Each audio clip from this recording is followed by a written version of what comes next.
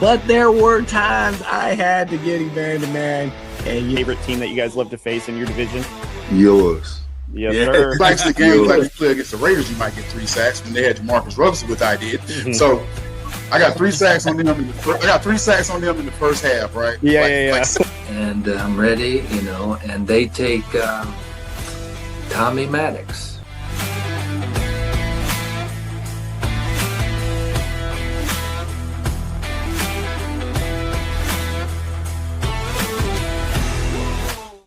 We are live in the JBW Solutions studio tonight, boys. We got breaking news.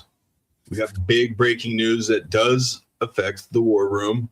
So before we get to that, I do want to give a shout out to our sponsors, obviously JBW Solutions, Ange and her team over at Emporia State Federal Credit Union, Troy and his group over at Field Ops Kansas, By Day Coffee, Rival Codes. Thank you guys again for taking the chance on us. So I do want to open up real quick before we get into this breaking news. Boys, I want to know what one word to describe the postseason so far. Matt. Wild. Caleb. Incredible. Austin. Lonely. Yeah, and I'm gonna go with bonkers. It's been absolutely bonkers. So Cody isn't here with us tonight. He has a work obligation as well. He should be back with us tomorrow night as we have another Cody joining us in Cody Rourke. He will be live in the War Room studios. So with that being said, Caleb, break the news down for us. So the Chargers are expected to become, Mike McDaniel is expected to become the OC of the Chargers. They have officially offered him the job and informed everyone else that they are moving forward with him. So we'll see if they come to terms and that kind of thing. But at the moment, it looks like Mike McDaniel's the guy. Matt, what is your thoughts on old Mike? That is going to be interesting to see what he brings to the table. Bringing his system into a Harbaugh system, how well are those two going to mesh together? Is Justin Herbert going to fit well in this system? It's going to be – I'm intrigued. I'm curious to see how it's going to go. Austin? Yeah, I actually think it's a lethal combo. He's going to bring that finesse run game paired with Harbaugh's power run game. And, I mean, if they have a healthy offensive line, they already have a good pass game. So, again, I think barring injuries for the Chargers, issue this year, I think it's going to be a lethal hire, unfortunately. I'm curious. I want to know if the Raiders or Ravens try to throw something at him to maybe see if they can sway him as a head coach, if they truly want him as a head coach. If they don't, and he does end up staying with the Chargers, I'll still take a first-round exit next year in the playoffs. So, damn, my mom just middle named me in the chat. She did. Daggum. Drewski in the chat. Mike McDaniel's a huge get. Obviously, it's a good get. I still don't buy it as far as that helping them get over the hump. They'll still Charger it out in the first round of the postseason next year. Let's move on to the most important part of the show. Matt. Not true. AFC Championship game. I don't know, Matt. There's just so many things that we can get into here. I know, Matt. I'm hoping you catch this as I throw it over to you real quick. I'd hate for it to get intercepted on the way over to you, but let's review this Bills Broncos matchup. Obviously, Trey White tackles Marvin Mims. Not a pass interference call to Bills fans. It's Josh Allen didn't turn the ball over 4 times. James Cook didn't fumble the ball once. 5 turnovers total for the Bills. It was all the refs. So, Matt, I want you to give me your initial thoughts on the Broncos beating the Bills. And, again, please don't let this get intercepted on its way over to you. No, it's okay. I mean, I'm sure it'll just, I'll tumble on it and come up with it, just kind of like what Jaquan McMillan did to Brendan Cooks. Yeah. But that too will be the rest fault. No, so it went exactly how I kind of figured it was going to go, with the Bills utilizing Josh Allen's legs and Brendan Cooks. I knew it was going to not Brendan Cooks, James Cooks. Sorry, there's too many Cooks. And, I mean, yeah, they did. Despite James Cook's fumble, they ran all over Denver. Whatever he wanted to do as far as the run game was concerned, he did whatever he wanted to do. 117 yards, I think it was. So yeah, it was a good game for him despite that turnover. However, Denver's defense, and something that really surprised me because they'd struggled with it all year, was the turnovers. They had a hard time creating turnovers, and they got 5 of them, especially the fumbles, man. They were all over it. Like Joe Goldberg is all over those girls, his victims in that TV show, You.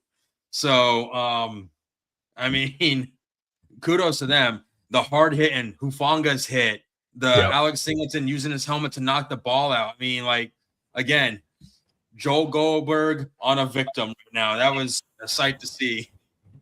So I want to get some outsiders kind of perspective as far as Caleb, obviously, in Austin.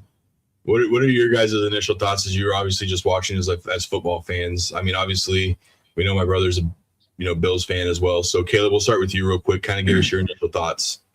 Yeah, so I mean, you guys kind of hit the nail on the head, really. I think the reason the Bills lost that game is not the refs. It is really not. If you watch that game, you sure they had 5 turnovers. You're not going to win games with 5 turnovers.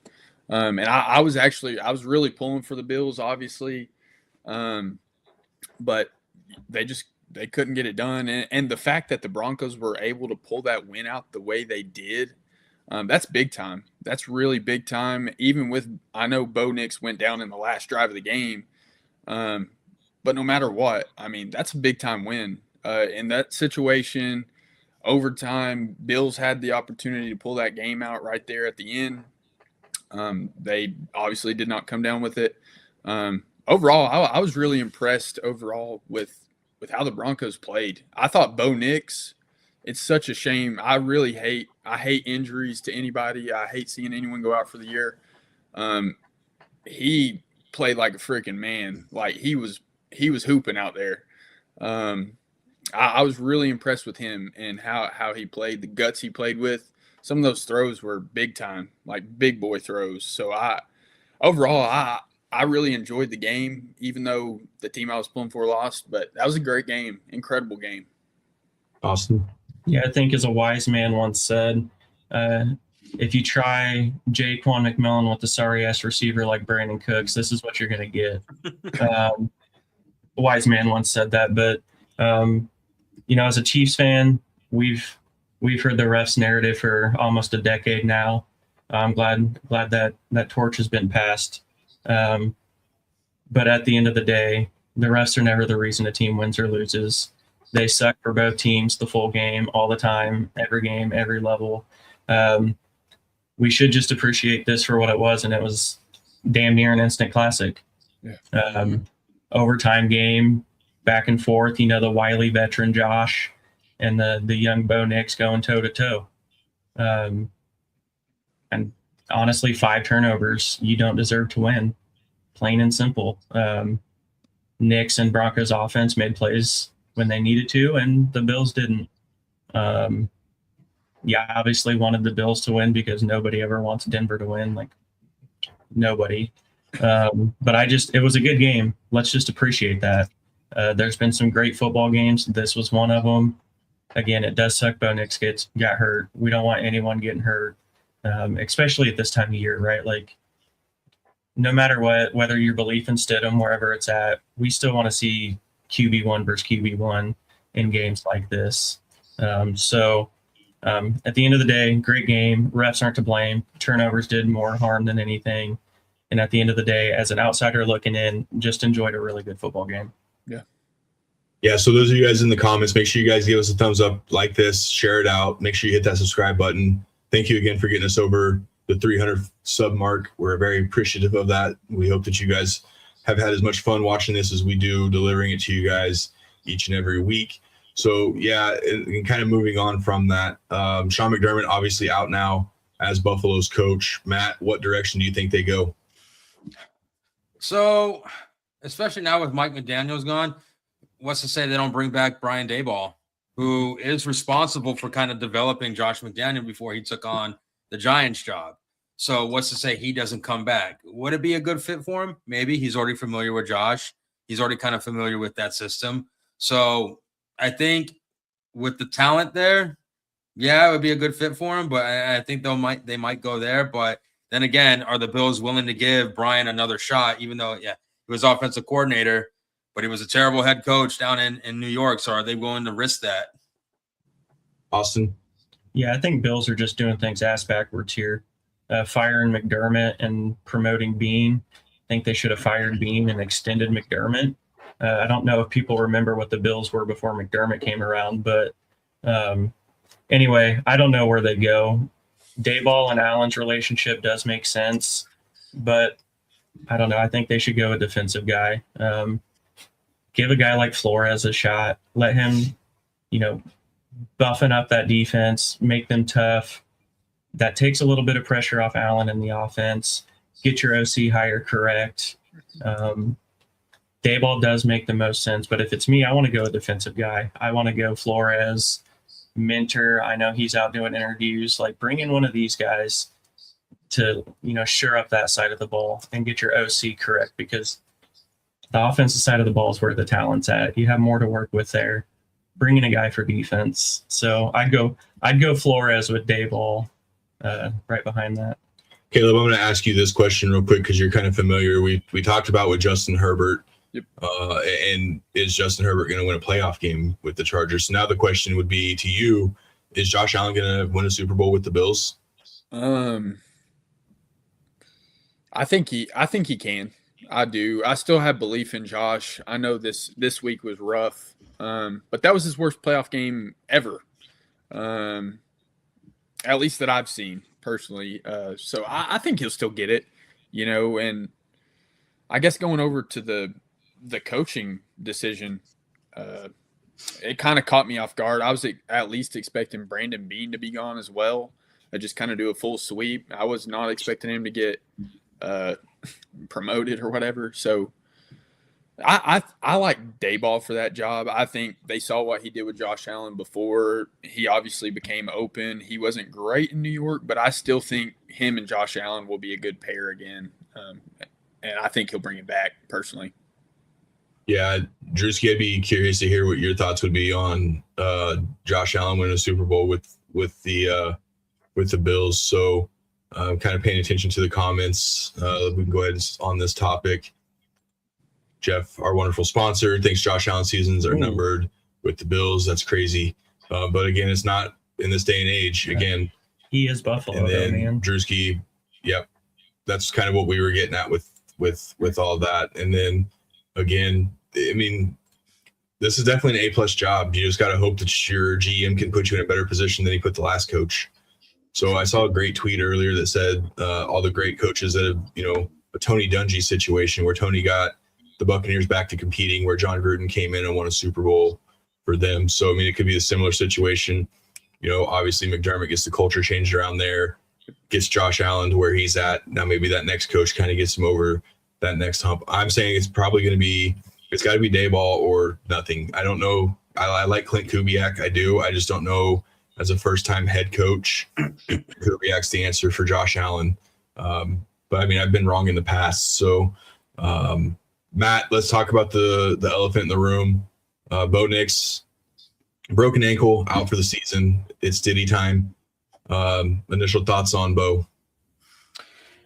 Couldn't have come at a worse time. It really couldn't have. That man played his heart out.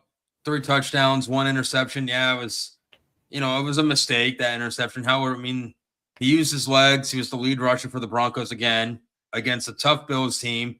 Everyone thought he was going to do worse. Everyone came in and said, you guys are one and done. You're out. Josh Allen, BTA, Bills, BTA. Where are the Bills at now? Building sandcastles right next to the Chargers. So, again, Bo played his ass off, man. And it sucks when you play that tough of a game. And that just tells you how tough he is that he finished the game. Yeah. And even last season, too. Last season, he had the fracture in his spine midway through the season, finished out the season, got the surgery done, came back, and took his team to the divisional title. So it sucks. You hate to see it, but he's going to be back. Stidham's ready. The team is rallying around Stiddy right now. That's all you know. That shows you how much the players love Stidham. The coaching staff loves Stidham. Bo Nix, you already know he had his surgery today, and we wish him a speedy recovery. Bo Nix, again, Stidham's a veteran, so there's really not much that Nick sees that Stidham doesn't already see, but you already know Nick is going to do what he can to help him out. Yeah, so I'm going to close out this segment by talking a little bit about the Broncos defense real quick.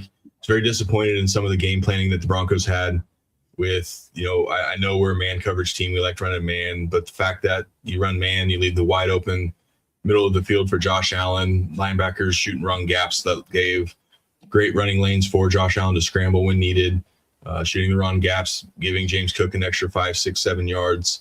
Because, even after the fumble, Cook still cooked. He still did his thing. He still got over 100 yards on the Broncos on the defense. They're going to have a lot that they need to clean up for this weekend, and we won't get deep into what they need to do. Denver Dev, welcome in. Good to see you over there. But I expect a very cleaner game plan from Vance Joseph here against the Patriots team, because Drake May can hurt you with his feet as well. But that offensive line, the Patriots offensive line is not good. They're weak. This could be a big Benito and Cooper game. I expect another big game from Malcolm Roach, Zach Allen, and I expect Dre Greenlaw to have a better game than what he showed against the Bills. Obviously, he's been out with injury, knocked the rust off, get back into it. I expect a better game from the Broncos defense, and we'll break all that down for you this weekend during our pregame show. But again, when we needed the plays, the Denver's defense stepped up. Jaquan obviously had a damn good game, some big tackles. Riley Moss, another good game from him. So again, while in all honesty, disappointment in the Broncos defense game plan, I expect them to be much better prepared this week for a good Patriots offense with the good running, obviously with their dual running back threats. So with that being said, thank you again for those of you tuning in. Make sure you give this a like, hit that subscribe button. Let's move on to everyone's favorite seggies. Let's start off with Austin's aerial attack. Who was your defense of the week? Yeah, this was actually a tough one. There was a lot of turnovers in that Patriots game. Both teams, Patriots created a lot of turnovers and a lot of mayhem against the Texans. I also think C.J. Stroud was just cheeks. A lot of it goes to that too. But I'm going to go with the Seahawks. They're in the divisional round, and I don't even know what word you can use for the game that they. I think that was the third time Shanahan's offense has been held without a touchdown, and that 2 of them have been in the last few weeks against the Seahawks. That Seahawks defense is for real. All the talk coming into this was about Broncos and Texans defense. We mentioned Seahawks because we know ball, but that Seahawks defense is for real. They held Niners to no points. They had a special teams touchdown to start off the game. Setting the tone. Yeah, what better way to set the tone? Rashid Shaheed may not play a lot, make a big impact as a receiver, but what he's done to their return game since going there has been lethal. So Austin's aerial attack this week is Seahawks defense, because it's a division round of a playoff game. It should not have been 41-6. I don't care who the teams are, 41-6. So hats off, kudos to Seahawks. They're for real. I don't see them losing again this year. Wink, wink. Well, Shaheed made his presence felt in that Rams game early on in the season when the Rams blew that lead, when I got cocky and went to bed. Obviously, I said, well, look who ends up being right. And then I wake up to what the frick? You weren't. And I was not. And he was a huge part of that. So, again, Matt and Austin talk special teams. And we'll dive into some special team talk here shortly for these two guys. So let's get into the next one. Caleb's Counterstrike. You don't have to worry about the Chargers being in it this week. So who was all hype, no bite this week? And why was it the Bills? So it's not the Bills, actually. I thought about doing that and making it their front office really more than anything. But I'm going to flip that around a little bit. I'm going to go with my team that was all hype, no bite. It kind of ties with Austin a little bit. It's the 49ers, man. Yeah. Kyle Shanahan. I don't – what he had done all year and then what they put out in that game, it was crazy.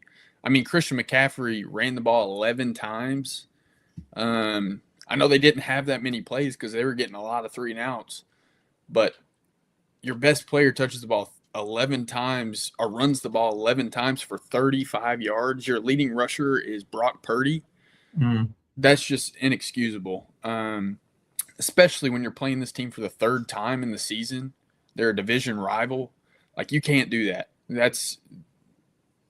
I was really shocked by it. Overall, they were really, really disappointing. That game was disappointing. That was the worst game of the weekend, and I did not expect that. That was not on my bingo card this weekend. But, yeah, the 49ers are my team that's all hype, no bite. I mean, 6 points is inexcusable. Like I said with my Chargers, too, if you score less than a touchdown in a game, like that's just inexcusable. You're a professional football team. You're in the playoffs. You got to score points. Just is what it is. Yeah, no, I mean, I'm 100% on board with you on that. And then I said it last week when the Bears beat the Packers.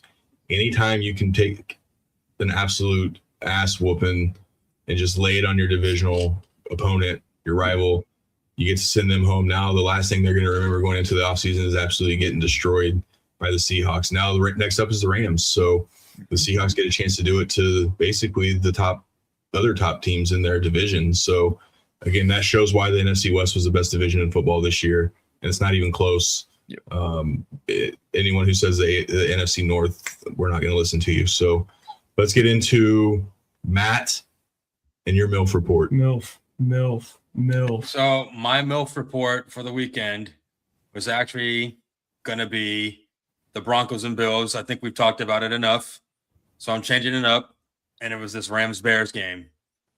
Bears had a lot to prove, and Austin made a statement that didn't work out. We all made a statement.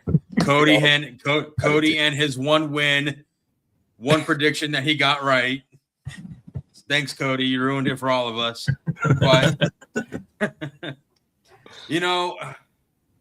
it was a good first half for Caleb Williams, I think. And then the second half happened, and that man was about as cold as the weather there. Oof. 3 interceptions. I expected more. No, I knew it was going to be a tough fight. Everyone thought, again, the Rams were going to go into Chicago and just kind of walk all over the Bears because, again, they're the Bears and they suck, whatever. But, that was a hard-fought game. There was a special teams play, and we'll probably get to that later. I think it was a block punt that led to a touchdown. But how about that, to send the game to overtime? Caleb Williams, how did he manage to get that ball off, find Cole Kmet?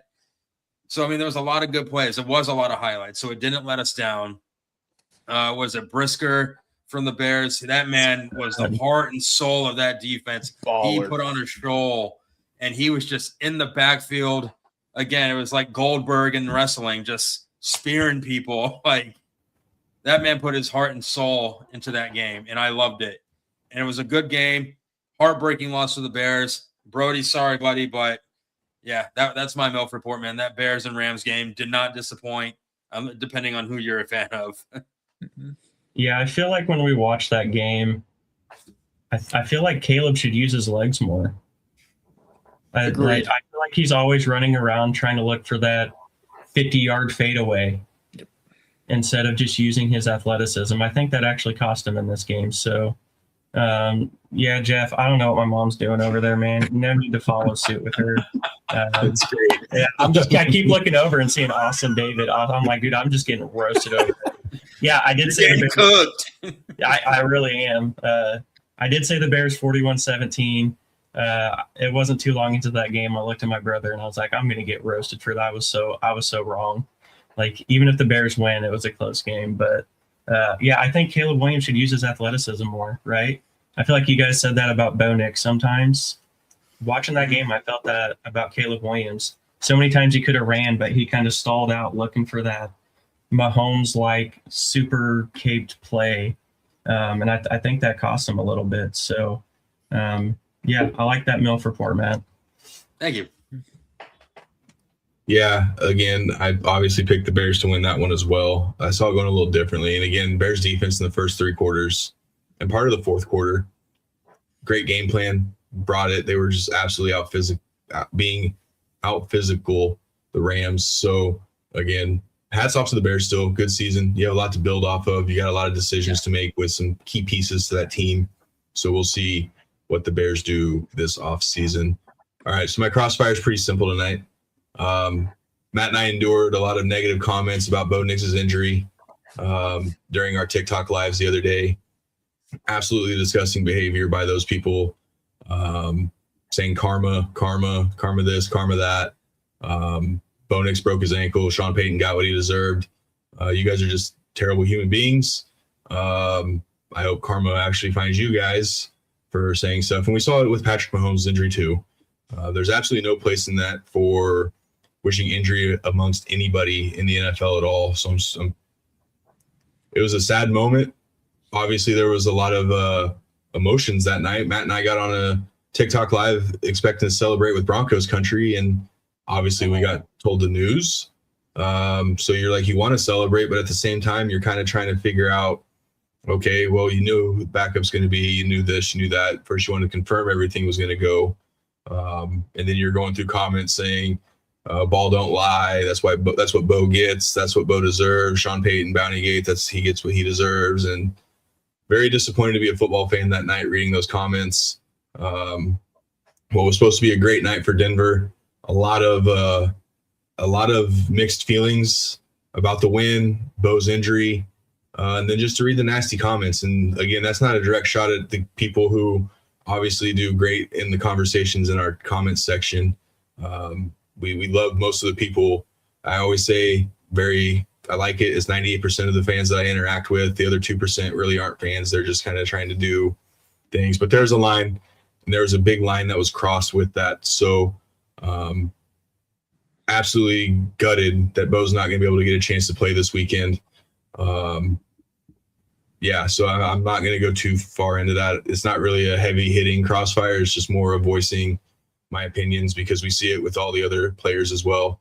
We've seen it with Patrick Mahomes. We've seen, fans saying what they said about that. Disgusting. And I'm not going to let that ruin a great thing. I'm not going to let it ruin the weekend. I'm not going to let it ruin the fact that the Broncos won 14 games because of Bo Nix. They're the number one seed because of Bo Nix. And Bo Nix had a damn good game against Buffalo Bills when no one thought he would. So one argument I do want to cross off is Bo Nix deserves to be here. Bo Nix deserves to be talked about as a great quarterback. Broncos have their franchise quarterback. Any argument that he's not a good quarterback, just look at his numbers. Look what he's done in his first 2 seasons. The dude's absolutely going to be a headache for teams in the future. I look forward to him and Mahomes, him and Herbert battling it out. So again, no Raiders. Mendoza. No Raiders. So again, for everybody who's sitting there shitting on Bo Nix saying he's not a great quarterback, you guys that really don't necessarily know what you're talking about. And I question your knowledge of football. So with that being said, we're going to move on. Does anybody have anything else they want to add to that before we get into our new seggy? Quit crying. Yeah. The Bills fans that aren't Drewski, and there were a few respectful ones. If your own quarterback can take accountability for a game, grow up, man. Grow up. Yeah, no, I agree. And I'm going to touch on the rooting for injuries. We've said it multiple times, mostly talking about Justin Herbert this year. We don't wish injury on anyone. Yes, we are rivals, but we want to see the best of the best go against each other. That's when football's at its best. We don't celebrate injuries. We don't wish injuries. We don't want injuries. Let's be honest, all those years Chiefs and Bills played, nobody would have been stoked to watch Chad Henne versus whoever the backup was. Exactly. Right? Like, you want to watch Josh Allen, you want to watch Patrick Mahomes, you want to watch Bo Nix, you want to watch Drake May. Don't celebrate injuries. I'll never understand it. I don't even understand how you put it into the world, because honestly, that's just bottom of the barrel behavior. Even if it is a rival, even if you think Sean Payton was a dirty coach in New Orleans for whatever it was, whatever it is, that doesn't mean his quarterback 20 years later deserves to get injured. So I absolutely love that crossfire. I saw plenty of fans saying it about Mahomes when he got his injury, and I'm like, the football's better when these guys are playing for everyone. Oh, yeah. So, yeah, I love that crossfire. There's no room for it. And it's just bottom of the barrel behavior. And I'm very confident in saying, and Matt, correct me if I'm wrong here real quick, Bo Nix and Drake May are going to play in a lot of AFC Championship games. Oh, yeah, dude. Absolutely. And first off, before I go on my last little tangent, did you guys see Drake May's press conference after that game on Sunday? And hey, man, it sucks. I feel bad for Bo Nix. I met him. We worked out together, or we trained together before the draft. I met his family. I met his wife. They're amazing people. I was looking forward to playing Bo. I was so excited for this game, and I wish him nothing but the best. That is how you act right there. The man literally was like devastated, not just because he got hurt. He wanted to play him. He was so excited to play him, and like you can tell, it was heartfelt. Hey man, I hope you feel better. I'll see you next year. Yep. And all these fans that are in the comment, I've seen a few of them. Well, that's what the Broncos fans get for cheering when Pat Mahomes went down. I don't condone them. I don't claim them. Nope. I never have. Nope. But you're at the end of the day, this is why I keep saying these are people who can't think for themselves. If you are basing that, like cheering for someone, oh, well, you did it to me, something, that means you can't think for yourself. So go cry about it to your inflatable girlfriends or your little 5-pound bag of flour with a hole in it and get over yourself. That's a new one. Yeah, I will say Drake May and Bo Nix, two of the classier young quarterbacks in the NFL. Like the NFL, I know Mahomes and Allen getting up there in age, football age. Sorry for anyone who's a little over 30. They're getting up there in football age. This young group of quarterbacks led by Bo Nix and Drake May in very good hands on the field and off the field. And I will say to this one, again, took Elway 14 seasons to get his first ring. If the Broncos still win the Super Bowl this year, it's still because of what Bo Nix was able to accomplish this season. Nah, Stidham. I get it. City's going to have to do it. But at the same time, Bo's put this team in the AFC Championship game. Bo helped with that. Bo had a say in that. So I'll give City his flowers and his due, but it's still because of what Bo was able to do throughout the regular season because, again, everyone's kept telling Matt and I, soft schedule. Chargers are going to come back and beat us in the division. They couldn't even get past the Texans in the regular season. Then the Texans were going to beat our ass, and then the Texans end up getting their asses beat by the Patriots. Where you at, Luciano? So again, all right, I'm back to being happy. It's AFC Championship week. Go Broncos! And again, good luck, Patriot fans that I've interacted with. You guys have been fantastic. Minus Kate. His words, not mine. So again, let's jump in. Let's get in here real quick and let's talk some special teams. So Matt and Austin, this is your guys' time to shine with your special teams. Matt, Austin, I'll let you kick it off. Oh my God! One of you make a goddamn decision. Austin, I started it last week. I'll let you take it this one. Well, I was gonna go throw a curveball and go with the national championship game last night, but I wanted to see what you did first to make sure we had enough. Talk about the block punt, but yeah, the block punt for a Teddy. Yeah. Well, I'll go Seahawks then, just because the special teams, Rashid Shaheed, what he did to start that game, I think that set the tone for the whole game, honestly. Oh, yeah. That game probably ends up still Seahawks winning, but I don't think it would have been as commanding if you don't take the opening kickoff house. I mean, that's a dagger right from the start. So for me, special teams plays a huge part. So the Niners, could be, we could go for them being the 0, but for me, special teams hero for me is Rashid Shaheed. Kate, we 100% agree with that comment. Matt, why is Jeremy Crawshaw the Broncos MVP in the divisional round? You know what? Yeah, good point, Corey. I'll shift gears. He pinned him inside the 3-yard line. There we go. That was it. That set up the game-winning drive right there. Crawshaw had actually been doing very well from the regular season. He was a little iffy at first, but then eventually his punts were landing inside the 10-yard line. He's booming them down the field. Now he had a rough punt earlier in the game, but he made up for it with that. Yeah. I was like, whoa. Yeah. So shifting gears from that block punt in the Rams Bears game, Jeremy Crawshaw, that one set up the win right there.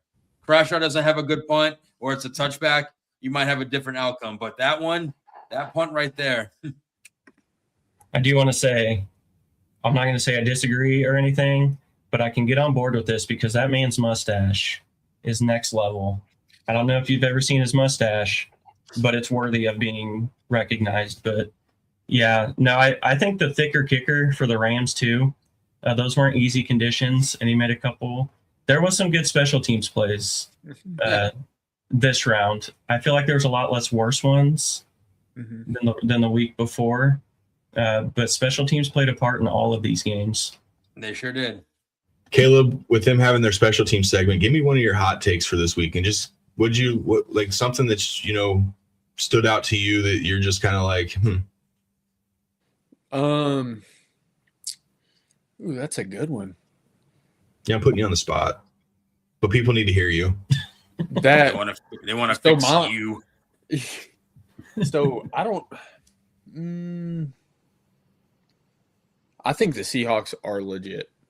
I think that's mine. I think they are legit Super Bowl contenders. I really do. And I didn't fully. I kind of had a little foot in there, but after watching that game, just how they dominated. I mean, they dominated literally on every facet of the game. So I mean, personally, I think they're my Super Bowl favorite at this very moment. If I had to pick one. Just because how they're firing on all cylinders, really. That's my hot take, I guess. I see our boy Drewski says, bowl take, Seahawks blow out the Rams. Yep. Seahawks going to blow out that back, huh?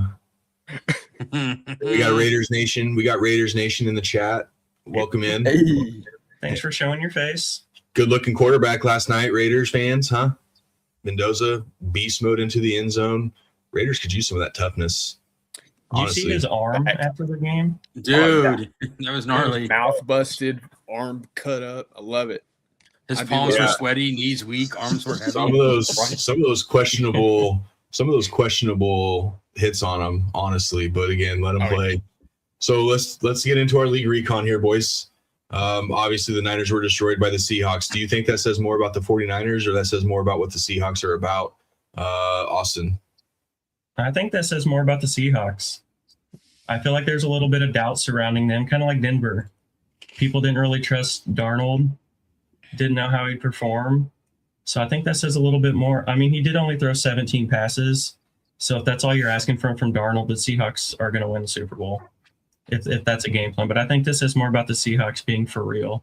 Because the Niners they still had to throw out dudes from the street. Yep. Like they were still banged up. So I think this says more about the Seahawks doing what they should do at home in a playoff game. Big loss for the Seahawks as Zach Charbonnet tears his ACL. So it's going to be Kenneth Walker, and we'll see who else they got coming in behind him, or it's just going to be a big K9 game against the Rams. Joe's, baby. Oh, there you go. So DFL. He fumbles so much. Oh, he does. Oh, yeah. Former Bear. Matt, does that say more about the 49ers or the Seahawks? No, I'm going with Austin on this one. I think it says more about the Seahawks because here we were. Like I was kind of concerned which Sam Darnold you were going to get. That's the Sam Darnold you got. I mean, 41-6 with the Ginger General. I did not anticipate that one bit. Their defense is playing elite. They have a tough defense, and that defense can match up against any offense in this league. So that does say more about the 49ers. The 49ers have kind of been up and down. They got on a hot streak. That's how they ended up in the playoffs, and not, discrediting what Kyle Shanahan was able to do with all the injuries, Kittle being gone, Fred Warner being gone. But at the end of the day, these are still professional players, whether you're a backup or not, playing against other professionals. The Seahawks were just better at it. Caleb, this has got to be a pretty big confidence boost for Sammy D, the Ginger General. You get a special teams touchdown, and then you see your defense work. I mean, it takes that pressure off you like immediately. So give us your thoughts on what that could possibly mean for Sam Darnold as he gets into probably, obviously, the biggest game of his career this weekend. Yeah, overall, I mean, I think when everyone else is playing at the level they played in last weekend, it makes it super simple for him. I mean, he has to do very little. He only threw 124 yards on 17 passes. So it's not like he's having to carry when last year with the Vikings, essentially he was having to put up, he's got to throw the ball a lot for them to win. Just in general, they didn't have a great run game last year and that kind of thing. So he kind of had to throw it, but when your defense is firing the way they are, and then when you start off the game that hot, Shaheed takes it to the house on the first play of the game. You kind of got him in a pinch there already from the top. So when you can do stuff like that, you're in really, really good territory, I guess. quick question. We're obviously not going to do a deep dive into Seahawks Rams, but is that sustainable against the Rams team? Like what the Seahawks were able to do to the 49ers, is that sustainable against Sean McVay and his group? Matt. If the Seahawks can, because when you look at the Rams, they're an opportunistic team. They will capitalize off of any opportunity that you give them, whether it's a bad special teams play, a turnover, they'll capitalize. So if you can keep the Seahawks and keep those mistakes to a minimum or none at all, then yeah, I think it would be sustainable. Caleb? I think it is if he only has to throw 17 times. I think it's very sustainable. If he has to throw the ball more than that, I don't think it is, personally. Give a max number on pass attempts. Like for the Seahawks to be successful, Sam Darnold can't go over how many pass attempts? 25. See, that's kind of what I was leaning. If it's within that 25 to 30-ish range, 240, 250, no turnovers, obviously. Let Kenneth Walker do what he needs to do. I think we would be going with what Drewski said. It could end up being a blowout because that's just what this defense can do. Well, the Bears D-line got after Stafford. And the Seahawks defense, I mean, I feel like they're still kind of being slept on, but they're legit at 3 levels. Yeah. They can get after Stafford with their front 4, which is huge. So, again, it's playoffs. It's Stafford and McVay. It's kind of one of those like Mahomes Reed you don't want to bet against. Yep. Like right now, the vibes are high on that Seahawks defense. But I don't think there's a defensive line that's as athletic as what the Seahawks have. These guys scored. The defensive line scores touchdowns. Didn't Lawrence have 2 in one game? Lawrence, Leonard, Leonard Williams. Yep. They had that weird name one. Those guys could go out and play linebacker. Yeah. Both up, baby. Former Chargers. Ernest Jones might be the most underrated inside linebacker in football. Facts. He changed that team. I'm telling you, when he went there, that team changed. That defense changed. Ernest Jones IV is a dog. Yep. All right, Brody, cover your ears. Maybe just pause this or turn the volume down a little bit. Let's talk. Bears lose a heartbreaker to the Rams. They let one get away. This one got away from the Bears, no matter how you look at it. Fourth quarter overtime. So, Austin, give us your initial thoughts on that. The blowout that wasn't. Man, that was such a good game, though. Like, Bears defense stepped up big time. Like, I don't know. I felt Puka had, 3 or 4 catches for most of that game. Like, that Bears defense was getting after it. And I really thought Caleb Williams and that offense would be able to do something against the Rams. So, like, I was half right on, the Rams weren't going to do much just given the conditions. But I expected more from Caleb Williams in that offense. I know he made a couple miraculous plays, but it was weird. I didn't expect the Bears defense to be the reason they were staying in that game. Still a lot to be excited for if you're the Bears. I think you're not even really missing too many pieces, honestly.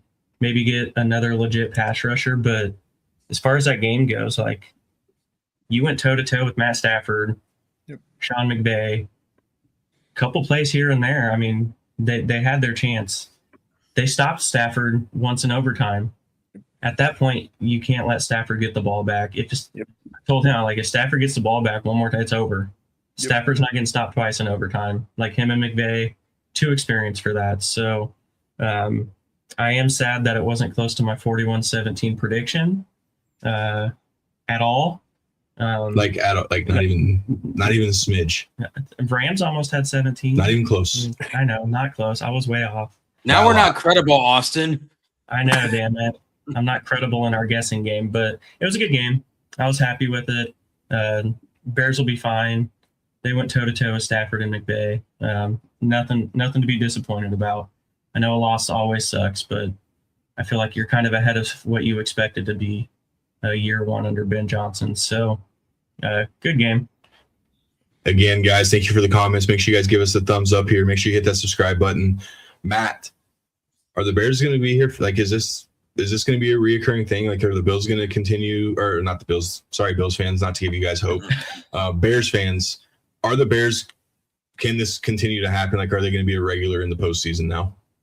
I think so. You have a very young and confident Caleb Williams behind that new offensive line that, again, give credit to Ben Johnson because that was the first thing he did when he got to Chicago. Said, all right, out with the old, in with the new. And you can tell he's very confident behind that offensive line. And Manungai, that's a name that you're going to be hearing as well. So there's going to be a lot of these Bears players whose names you're going to be hearing quite often. You're going to see the Bears in the playoffs. Ben Johnson is a good coach. It shows. His work is showing. What he's done with Caleb Williams, this Bears team, you tweak and peak that defense a little bit. This Bears team is going to be fine moving forward. Caleb, Bears Super Bowl first or Justin Herbert Super Bowl? Yeah. Jay Herbo, baby. I got to go with my guy. But the way you said that, Jay Herbo, baby. But no, well, so, and in a sense, Groovy. so Caleb, for you, I want to know, does Ben Johnson actually win a Super Bowl and in his time as a Bears coach? He's got to fix some things, but I think he can. And what I mean by that, really what I didn't like in that game, a little bit of Dan Campbell came out. Just a little bit. He's got to take the points right there in the fourth quarter. You got to take the points, kick the field goal. That's my opinion. And then I thought there at the end of the game, really you had the Rams in a bind. Like you were saying, you stop Matthew Stafford 3-and-out, and then you just got to kick field goal. That's all you got to do. I'm not saying they should aim for a field goal, but I feel like they were trying to do a little too much there at the end of the game. Just drive the ball down the field, just get a couple yards at a time, just drive down the field, just get in field goal range, kick the field goal at the least. But they kept having to go with some big shots and that kind of thing. And I don't know. I think they've got to fix some things like that and just make it a little more simple in big time situations. That's my opinion. People want to start reminding you a little bit. So Caleb Williams had more playoff wins. Come on. And then, sorry, I see the Bears for the Chargers. So I get it. Thank you, Drewski. Thank you, Brody. So now almost wrapping up this. So the next one's obviously CJ Stroud. An absolute embarrassment. We won't spend too much time on this. It's a damn shame that they wasted such a good defense. Matt, you heard it from Texans fans all week on your live more than others. So I'm going to go ahead and give you this one with CJ Stroud. Oh, Mr. Luciano, this is for you because I had fans all up in my lives, particularly Texans fans. CJ Stroud's better than Bo Nix. He's going to put up 300-plus yards on your defense. Your defense is overrated. Y'all ain't play us yet. You beat us with Davis Mills. Texans fans, how are those sandcastles coming along? CJ Stroud, I get he's a young quarterback, and sure, maybe it's too early to say, but I kind of feel like he's holding you guys back. 6 turnovers under his belt, 2 lost fumbles, and 4 interceptions in one half. What are you, Nathan Peterway, whatever the hell you see? Look, unrememberable. Can't even say his name right. Like, what's going on there? Is it a D'Amico Ryans thing, or is it a CJ Stroud thing? That offense, the run offense, was atrocious. It was kind of up and down all year. Your offensive line was ranked 24th. The Patriots, not discrediting their defense, but they were in the backfield almost every play. They didn't even have to try to intercept the ball. Stroud was just throwing it right to them. So it kind of, again, the question is CJ Stroud holding this team back? And part of me wants to say yes. You can't have 6 turnovers in the playoffs in a game like this. And if you go back to last season, the playoff game against the Chiefs, he was sacked 8 times. What is going on with that offensive line? Oh, excuse me. The refs had 8 sacks. Shut up, Austin David. Okay, Matt T. Daddy. Caleb, as someone who's seen his team lose to the CJ Stroud and the Texans before, what's your thoughts on CJ Stroud and seeing CJ Stroud just get worked by the Patriots? Yeah, I was disappointed in his performance. Overall I was pulling for the Texans to win that game because I do like CJ Stroud I think he has potential. with that being said, none of that potential showed this weekend. His mistakes, some of those mistakes were inexcusable. I mean, you're missing guys on 5-yard outs inside. Like, you cannot miss inside on throws like that. That's literally quarterback 101. And he's missing on throws like that. And, oh, man, it was – I was really disappointed in what he did for that defense. And at what point – I mean, I get it. You can't give up on your quarterback. You can't pull him out of the game, that kind of thing. But at what point – at some point, I think they should have went to Davisville. No, you do pull them. You owe it to your defense, who's busting their asses. They're busting their ass. They're trying to keep you in that game. You owe it to your defense as a head coach and as the defensive coordinator, essentially. As the head coach, you owe it to your defense to pull a quarterback who's turned the ball over 4 times. You still have a chance to win the game. It is your job as the head coach to put your team in the best position to win. DeMeco Ryans failed the Texans this weekend. It is 100% on DeMeco Ryans for not pulling CJ Stroud out of here. You owe it to your defense who work their asses off every year, and a defense that deserves to have a chance to the AFC Championship game. So as a head coach, this is your first blunder. You failed your defense by not pulling the quarterback who's continuously turning the ball over, continuously putting your defense in tough positions, who continuously put your offense in positions to win the game. Yep. No, this is on DeMeco Ryans 100%, and I stand by that. You owe it to your defense for that. Damn, I should have made that my crossfire tonight. That felt good. No, I mean, I agree. You waste a good defense like that. Yep. And we said it when watching the game, like, I know you don't want to give up on your quarterback, but, like, there's no next week. Yep. Who gives you a better chance to win right now? With all those turnovers, they were still in it late because of that defense. Yep. I don't care about CJ Stroud's feelings. Yep. I care about my team. Like, it blows my mind. I think you do more harm than good for CJ, even leaving him in that game, honestly, because nothing turned around. You just continuously let him go out there and fail. So it was an embarrassment. That defense 100% was probably the best unit of any team this last weekend of games, because the fact that your offense did nothing and you were still late in the fourth quarter with a chance to win, it is an embarrassment, and I don't. There's no reason for it. Yep. You turn it over 4 times in a game. That's not good. You turn it over 4 times and a half in a playoff game, dude. Just stay in the locker room. I don't give a shit about your feelings. I want to win. Yep. Matt, you got something? Yeah. Again, Davis Mills. Honestly, I think he's the whole reason they're in the playoffs anyway. He went 5-0 as a starter when CJ Stroud got hurt. Clearly, so what? Did you just lose faith in him? Because he's honestly, Stroud didn't do shit for you in the regular season. Yeah, sure, he won the last 7 games. Yeah, whatever. But he also cost you the first 7 games. So, yeah, no, I absolutely agree with you guys 100%. And again, I'll stand by that. And this DeMeco Ryans got to make tough calls as a head coach, and this is one that he failed. So let's kind of wrap it up. Let's talk about the losers of the NFL. Teams that continuously have to hire coaches. Let's start with Harbaugh to the New York Giants. 100% love this move. I think the Giants will be in play for the NFC East next year. I'll say that now. Caleb, give us your initial thoughts on your coach's brother. I love this move. I completely agree with you, Corey. I think it's a great fit. And really, I don't think the Giants were missing that many pieces. So I think it's a wonderful fit for him. I think he's got to add a couple more guys, change the culture there a little bit. And I think they're going to – I agree with you. I think they definitely can win the NFC East. Matt? I like the move. And we talked about it earlier. I think Harbaugh he wanted a team where he didn't really have much work to do. The pieces were already kind of set for him there. You just bring in the right coaching staff, that team is going to be talented. Malik Neighbors is coming back. Cam Scatterboo is coming back. Jackson Dart is going to be dangerous with the talent that he has and a good coach like Harbaugh. I think it's a good move. I agree. Austin, solid to the Titans. You're the defensive guy. Give us your thoughts on the Titans going that direction instead of your boy Matt Nagy. Yeah.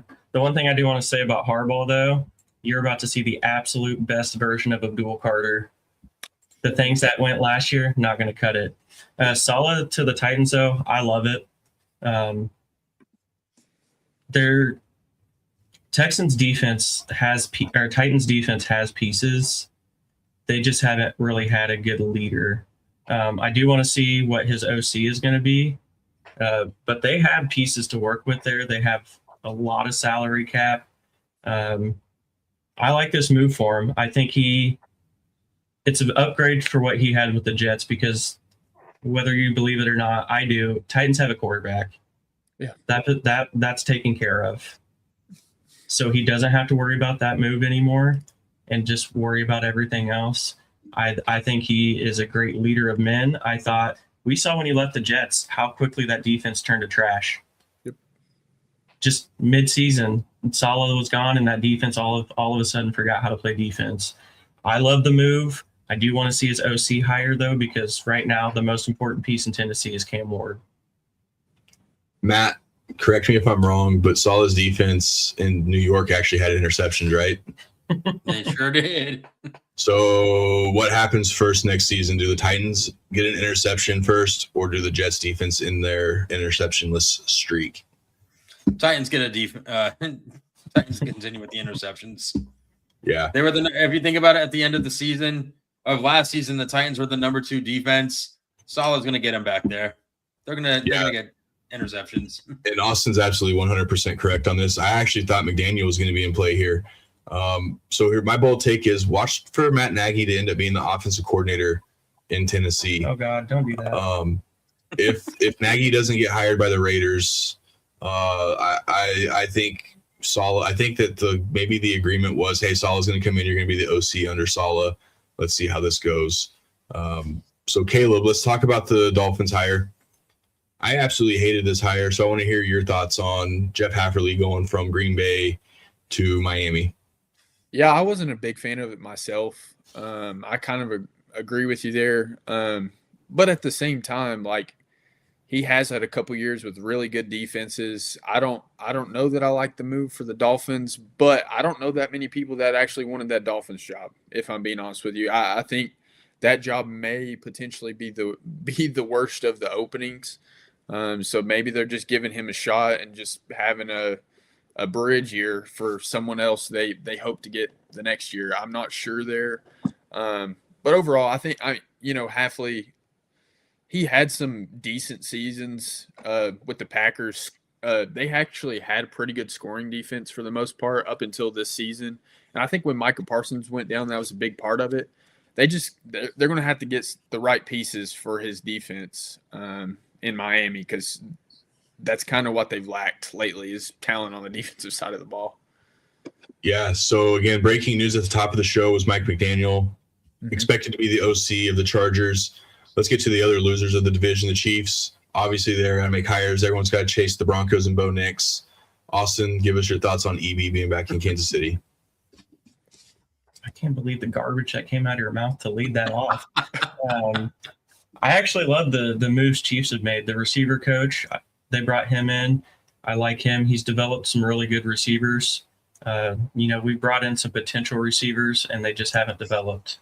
They've kind of just stayed with who they were. EB, I like him. He meshes well with Andy Reid.